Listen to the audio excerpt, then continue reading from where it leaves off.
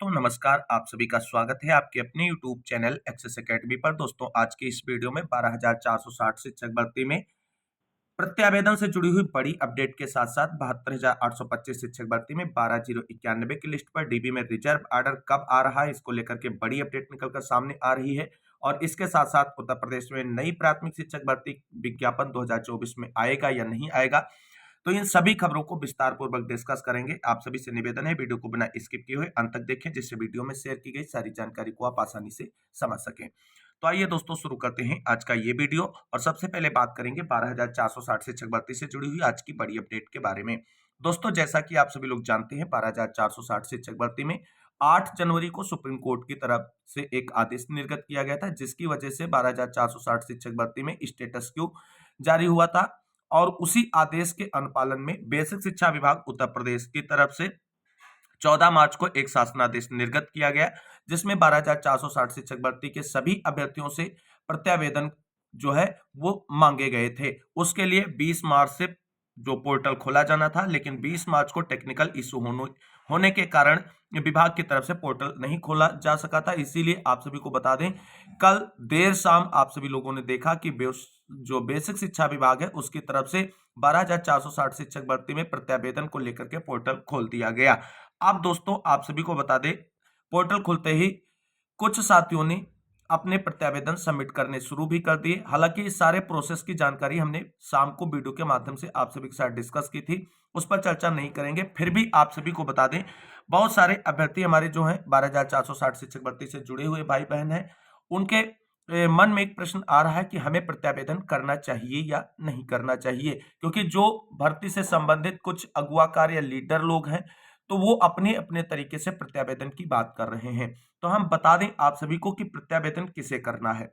दोस्तों, आप सभी लोग जानते हैं कि जो है प्रत्यावेदन की प्रक्रिया शुरू की गई है, इसका कहीं ना कहीं सीधा सा जो संबंध है वो आप सभी लोगों के सुप्रीम कोर्ट मैटर से है, क्योंकि सुप्रीम कोर्ट का आदेश आया है और उसी आदेश के अनुपालन में ये कार्रवाई विभाग की तरफ से की जा रही है।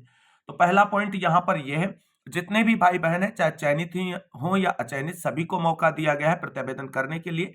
तो सभी भाई बहन जिनको किसी भी प्रकार की 12,460 शिक्षक भर्ती में शिकायत है, तो वो अपना प्रत्यावेदन सबमिट कर सकते हैं, चाहे चयनित हो या अचयनित हो। इसमें कोई भी डाउट आपको नहीं रखना है और ना ही ज्यादा सोचना है। और आप सभी को बता दें, अगर किसी भी भाई बहन की कोई भी शिकायत है, तो वो निसंदेह जो है प्रत्यावेदन सबमिट कर सकता ऑनलाइन पोर्टल से। इसका उसके नियुक्ति पत्र पर, उसकी नौकरी पर कोई प्रभाव नहीं पड़ेगा। और खासकर चयनित भाई बहनों से हम स्पष्ट कहना चाहेंगे कि आप सभी लोग इस प्रत्यावेदन को जरूर सबमिट करें। और जो आप सभी की समस्याएं हैं, जैसे स्कूल आवंटन हो गया, अन्य जो समस्याएं आप जिनका सामना कर रहे हैं, लेकिन वो भर्ती से रिलेटेड होनी चाहिए, ये चीज ध्यान रखना है, तो प्रत्यावेदन कर सकते हैं। तो किसी को सोचना नहीं, सोशल मीडिया पे किस तरीके से आपको बताया जा रहा है, कोई कह रहा है केवल जिनका नियुक्ति पत्र होल्ड है उनको ही प्रत्यावेदन करना है, कोई कुछ कह रहा है। जिसको भी समस्या है 12,460 शिक्षक भर्ती के प्रोसेस से, वो प्रत्यावेदन कर सकता है। और चयनित अगर इसमें ज्यादा से ज्यादा पार्टिसिपेशन करेंगे, तो ये ज्यादा बेहतर हो सकता है, क्योंकि आप सभी को बता दें, ये प्रत्यावेदन केवल एक सिंपल प्रोसेस नहीं है विभाग का, ये सीधे से सुप्रीम कोर्ट में जो आप सभी का केस है उससे कनेक्टेड है, और उसके निस्तारण में इसकी अहम भूमिका होने वाली है। बाकी चीजें आप सभी लोग समझदार हैं। एक बात बता दें कि आपके नियुक्ति पत्र पर प्रत्यावेदन सबमिट करने से कोई दिक्कत नहीं आने वाली है। आपकी अपनी जो भी जेन्युइन समस्याएं हैं, उनको लेकर के आप प्रत्यावेदन सबमिट कर सकते हैं, कोई दिक्कत आपको नहीं होगी।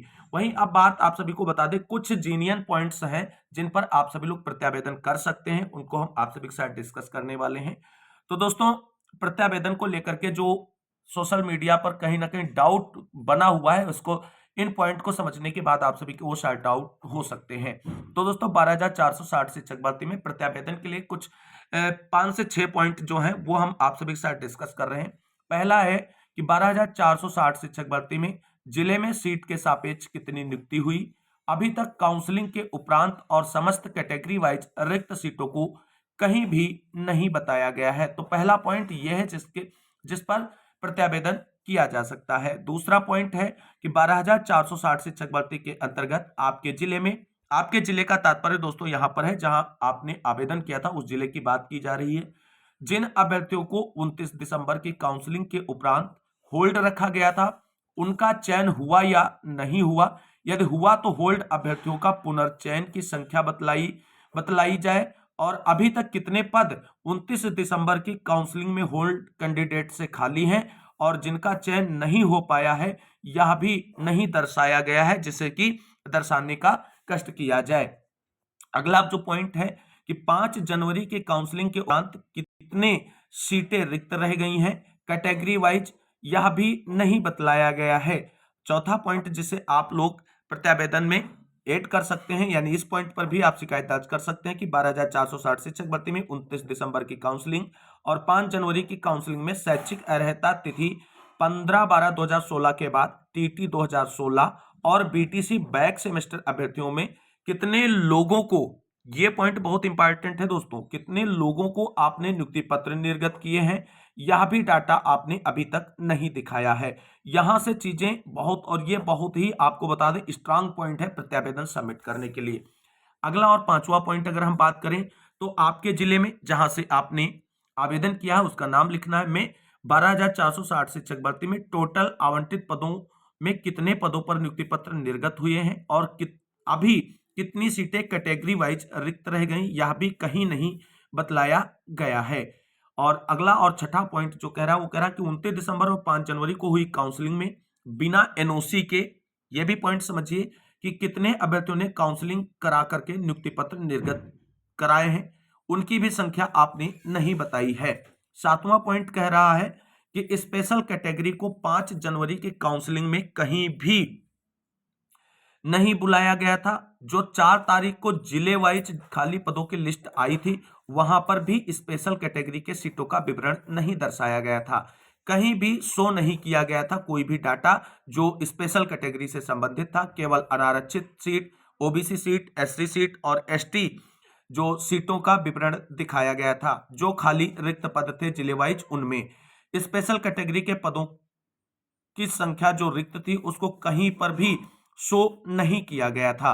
तो ये कुछ पॉइंट है, 5 से 6 पॉइंट जिनको हमने डिस्कस किया, ये स्ट्रांग पॉइंट है जिनको अगर आप प्रत्यावेदन करते हैं इन पॉइंट्स पे तो इन पर कार्रवाई सुनिश्चित है। और आप सभी को बता दें उपयुक्त सभी बिंदु जो हमने वीडियो में अभी डिस्कस किए हैं 12,460 शिक्षक भर्ती में की गई अनियमितताओं को दर्शाते हैं। इन अनियमितताओं को निस्तारित करने वाली कमेटी से हमारा अनुरोध है कि आप प्रत्येक बिंदु को नियमानुसार निस्तारित करने का कष्ट करें। तो दोस्तों यहां पर आप सभी को बता दें जो हमने ये बिंदु एक्सप्लेन किए हैं वीडियो के अंदर, इसमें चयनित भाई बहनों को लगेगा कि ये सब अचयनितों के लिए ही बिंदु तैयार किए गए हैं, ऐसा दोस्तों नहीं है।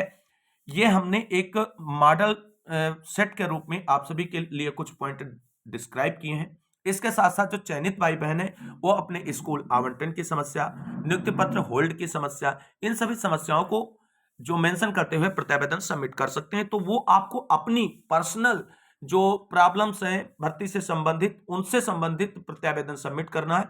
हमारे द्वारा बताए गए पॉइंट अगर आपको सटीक लग रहे हैं तो इसमें किसी भी पॉइंट को आप लेकर के आगे बढ़ सकते हैं और प्रत्यावेदन सबमिट कर सकते हैं। अन्यथा आप सभी के अपने व्यक्तिगत जो प्रॉब्लम्स हैं उनसे संबंधित प्रत्यावेदन आप सभी को सबमिट करना है।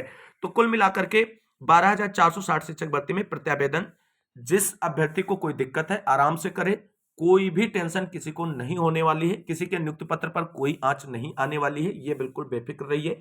और कहीं ना कहीं चयनितों को इसमें अपनी पार्टिसिपेशन जरूर सुनिश्चित करनी चाहिए क्योंकि उनके लिए ये एक प्रूफ के रूप में सुप्रीम कोर्ट के अंदर रखा जा सकता है और आप सभी के स्कूल आवंटन के मैटर को मजबूती यहां से मिल सकती है। दोस्तों 12,460 शिक्षक भर्ती के बाद अब हम बात करेंगे 72,825 शिक्षक भर्ती में 12,091 की लिस्ट से जुड़ी हुई आज की बड़ी अपडेट के बारे में। दोस्तों जैसा कि आप सभी लोग जानते हैं 72,825 शिक्षक भर्ती में 12,091 की लिस्ट पर सरकार और बेसिक शिक्षा विभाग की जो एसएलपी डीबी में गई थी उन दोनों एसएलपी पर फाइनल सुनवाई करते हुए डीबी में ऑर्डर रिजर्व कर लिया गया है। अब आप सभी को बता दें कुछ दिन पहले लोगों की तरफ से कहा जा रहा था कि होली से पहले जो 12,091 की लिस्ट पर डीबी में रिजर्व ऑर्डर है वो जारी हो जाएगा, लेकिन दोस्तों हमने बताया था आप सभी को कि होली से पहले ऑर्डर आना बहुत ही मुश्किल है क्योंकि ऑर्डर जो है अभी रिटर्न फॉर्म में कंप्लीट नहीं हुआ है और ऐसे में होली से पहले ऑर्डर नहीं आ पाएगा। अब आप सभी को बता दें, ऑर्डर को लेकर के बड़ी अपडेट निकलकर सामने आ रही है, जो आप सभी के लिए राहत भरी खबर लेकर के आ रही है। तो होली बाद 12,091 की लिस्ट में शामिल अभ्यर्थियों को बड़ी खुशखबरी डीबी से मिलने जा रही है। ऑर्डर से जुड़ी हुई महत्वपूर्ण अपडेट आप सभी लोग यहाँ पर देख सकते हैं। दोस्तों यहाँ पर आप सभी लोग देख सकते हैं 72,825 शिक्षक भर्ती में 12,091 लिस्ट पर डीबी में रिजर्व ऑर्डर को लेकर के बड़ी अपडेट। 12,091 के मेरे साथियों, प्राप्त जानकारी के अनुसार ऑर्डर लेखन अभी प्रक्रिया में है। बुधवार तक अब कोर्ट बंद रहेगी, अतः ऑर्डर अगले सप्ताह गुरुवार या शुक्रवार तक डिलीवर होने की प्रबल संभावनाएं हैं। तो जिस तरीके से जानकारी निकलकर सामने आ रही है, 12,091 की लिस्ट पर डीबी में जो फाइनली ऑर्डर रिजर्व है वो मार्च माह में ही डिलीवर हो जाएगा। दोस्तों आगे कहा गया है 12,091 के मेरे प्यारे साथियों, अपने अपने इष्ट देव का खूब नाम जप करें और उनका सुमिरन कीजिए। भगवान के घर देर है अंधेर नहीं, बिल्कुल भी नहीं है। 12,091 का न्याय होगा और डीबी से हम लोगों को एक बार फिर से जीत मिलने वाली है। तो जिस तरीके से 12,091 की लिस्ट पर डीबी से जो जानकारी निकलकर सामने आ रही है ऑर्डर को लेकर के, तो मार्च माह में आप सभी का ऑर्डर डिलीवर होने जा रहा है और 12,091 की लिस्ट पर एक बार फिर से डीबीसी मोहर लगने जा रही है, जहां आप सभी को बता दें अप्रैल माह में आप सभी की नियुक्ति प्रक्रिया पर सरकार की तरफ से आगे बढ़ा जा सकता है इस मामले को लेकर के। दोस्तों बात करते हैं नई प्राथमिक शिक्षक भर्ती विज्ञापन को लेकर के आज की बड़ी अपडेट के बारे में। दोस्तों जैसा कि आप सभी लोग जानते हैं, उत्तर प्रदेश में 5 वर्षों से नई प्राथमिक शिक्षक भर्ती का कोई भी विज्ञापन जारी नहीं किया गया है। विज्ञापन जारी कराने को लेकर के प्रशिक्षित अभ्यर्थियों की तरफ से लगातार प्रयास किया जा रहा है। धरना प्रदर्शन, आंदोलन, ज्ञापन, अधिकारी मंत्री सभी से मुलाकातें की गई, लेकिन आप सभी को बता दें विपक्ष की तरफ से सदन में भी इस मुद्दे को उठाया गया, लेकिन बेसिक शिक्षा विभाग और बेसिक शिक्षा मंत्री संदीप सिंह जी की तरफ से नई प्राथमिक शिक्षक भर्ती के विज्ञापन के किसी भी प्रपोजल को अभी हाल फिलहाल में एक्सेप्ट नहीं किया गया है। वहीं आप सभी को बता दें नया शिक्षा सेवा चयन आयोग का गठन जो है वो भी कहीं ना कहीं नई प्राथमिक शिक्षक भर्ती के विज्ञापन पर देरी का जो है एक प्रमुख कारण था। हालांकि नए शिक्षा सेवा चयन आयोग का गठन हो चुका है, सभी सदस्यों की नियुक्ति प्रक्रिया पूरी कर ली गई है। वहीं कार्यवाहक अध्यक्ष की भी नियुक्ति प्रक्रिया पूरी कर ली गई है। तो क्या अब नई प्राथमिक शिक्षक भर्ती का विज्ञापन 2024 में आएगा, ये एक सबसे बड़ा प्रश्न है। हालांकि लोकसभा चुनाव के बाद जो प्रशिक्षित अभ्यर्थी हैं उन्होंने सड़क पर उतरकर विज्ञापन के लिए धरना प्रदर्शन की तैयारी पूरी कर ली है, लेकिन जो चीजें आपको बता दें निकल कर सामने आ रही वास्तव में निराशाजनक है। जिस तरीके से बेसिक शिक्षा मंत्री जी बार बार कहते आ रहे हैं, सदन के अंदर भी और सदन के बाहर भी उन्होंने एक बात दोहराई है कि उत्तर प्रदेश में प्राथमिक विद्यालयों में शिक्षकों की कमी नहीं है। शिक्षक छात्र अनुपात जो है वो पूरी तरीके से मेंटेन है, बाकी शिक्षक हमारे पास सरप्लस है और ऐसे में नई प्राथमिक शिक्षक भर्ती का कोई प्रपोजल अभी फिलहाल में बनता नजर नहीं आ रहा है।